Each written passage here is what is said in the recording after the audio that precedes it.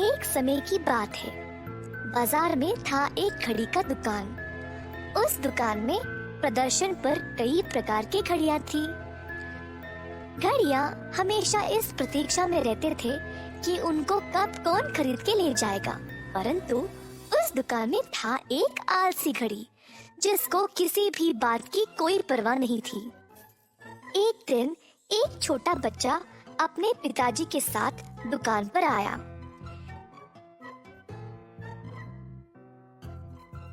इतने प्रकार की घड़ियों को देखकर वह आश्चर्य रह गया।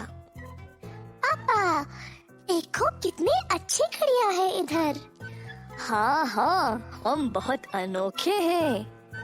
देख लेना, रामू मुझे ही चुनेगा। रामू सोच रहा था कि अब वह कौन सी घड़ी को चुने। मुझे चुनो। नहीं नहीं, मुझे चुनो। नहीं रामू, इधर देखो, मुझे चुनो।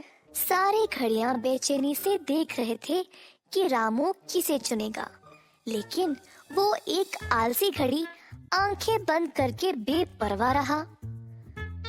रामू को लगा जैसे उसे कुछ आवाजें सुनाई दे रही है। पापा, आपको कुछ सुनाई दिया क्या? रामू के ऐसे बोलते ही सारे घड़ियां चुपचाप हो गए। रामू एक एक करके सब घड़ियों को देख रहा था, तो एक कोने में उसे वो आलसी घड़ी दिखाई दी। रामू उसकी ओर जाने लगा।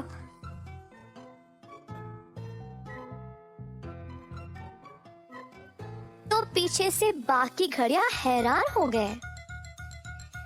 बच्चे, उसके पास क्यों जा रहे हो? उसको मत चुनो। हाँ, वो बहुत ही चिड़चिड़ा है। हमें चुनो, हम चुपचाप से तुम्हें समय बताएंगे। जैसे रामू उस घड़ी के पास गया, घड़ी ने अपनी आंखों को टेढ़ा कर लिया ताकि रामू उसको ना चुने। प्रार्थना करने लगा कि अब रामू उसे खरीद ना ले। हे भगवान, यहाँ बहुत शांति है। जब मन करे आराम से सो सकता हूँ। कुछ तो करो भगवान।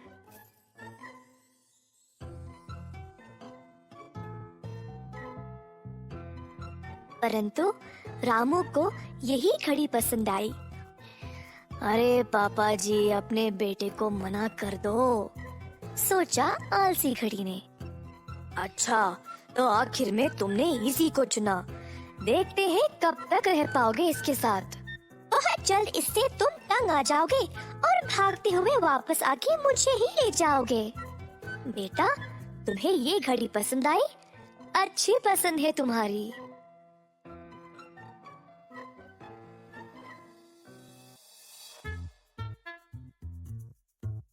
रामू अपनी पसंद से बहुत ही प्रसन्न था। घर जाकर उसने अपने बिस्तर के बाजू में इस अलार्म घड़ी को अच्छे से रख दिया। हर रोज रामू घड़ी को साफ करता था और ध्यान से रखता, परंतु घड़ी रामू पर चिढ़ता ही रहा।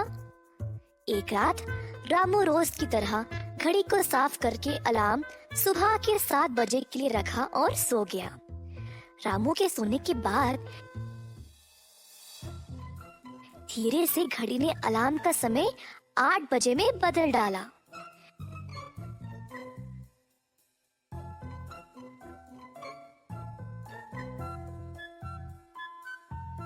अगली सुबह अलार्म की घंटी 8 बजे बजी और रामू झट से जाग गया। समय देखा तो आश्चर्य रह गया। मैंने तो 7 बजे के लिए रखा था, 1 घंटा देर से कैसे बजा ये? गलती से मैंने ही रखा होगा। उफ, बहुत देर हो गई, पापा गुस्सा करेंगे। रामू जल्दी जल्दी तैयार हुआ और स्कूल के लिए निकल पड़ा। उस रात फिर से रामू ने ध्यान से 7 बजे के लिए अलार्म रखा और सोने चला। अब मैं कल समय पे जागूंगा। घड़ी ने रामू का गहरी नींद में जाने तक इंतजार किया और फिर धीरे से अलार्म 8 बजे के लिए बदल दिया।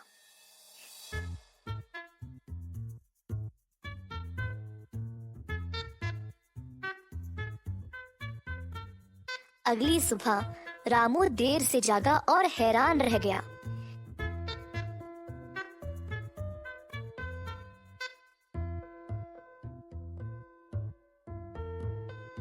पीछे से रामू के पापा उसे पुकार रहे थे क्योंकि स्कूल के लिए देर हो चुकी थी।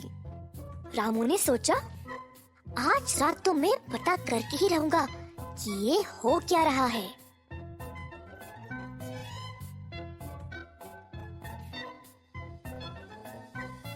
उस रात रामू ने फिर से अलार्म 7 बजे के लिए रखा और बिस्तर पर लेट गया। अब मैं देखता हूँ कि बीच रात में कौन आके समय बदल रहा है। रामू सोया नहीं, बस सोने का नाटक कर रहा था। घड़ी को लगा कि रामू सो गया और वह धीरे से समय को बदलने लगा। रामू को कुछ आवाज सुनाई दी और वह आश्चर्य रह गया।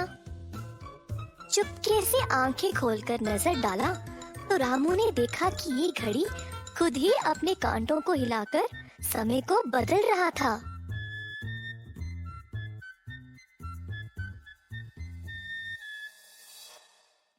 अगली सुबह जब अलार्म 8 बजे को बजा, उफ, ये घड़ी तो बकवास है। इसको तो मैं कचरे में फेंक दूंगा। कूड़े में धूल से भरा बैठे रहने दो इसे। पूरा का पूरा बंद ही हो जाएगा फिर। मैं अभी पापा को बोलता हूँ। रामू की बातें सुनकर घड़ी परेशान हो गया। रामू रुको, मुझे क्षमा कर दो। मुझे पता है मैंने गलत किया। कृपया मुझे कूड़े में नहीं डालना। मैं वादा करता हूँ तुम्हें हर सुबह समय पे जगाऊंगा। रामू घड़ी को देख के हंसने लगा। चलो, तुम्हें एहसास तो हुआ, परंतु इतना काफी नहीं है। तुमको एक और काम भी करना पड़ेगा। मैं कुछ भी करूँगा, बोलो। तुम्हें मेरा दोस्त बन के रहना होगा, ठीक है? अलार्म घड़ी ने मुस्कुराते हुए हाँ में हाँ मिलाई। आज से तुम्हारा नाम टिक-टॉक होगा और हम दोनों पक्के दोस्त बन के रहेंगे। उस दिन से हर रोज घड़ी रामू को सही समय पर जगाने लगा। दोनों ने साथ में अच्छा समय बिताया। साथ साथ पढ़ा, लिखा, हंसा और सोया। खुशी से दिन गुजारे।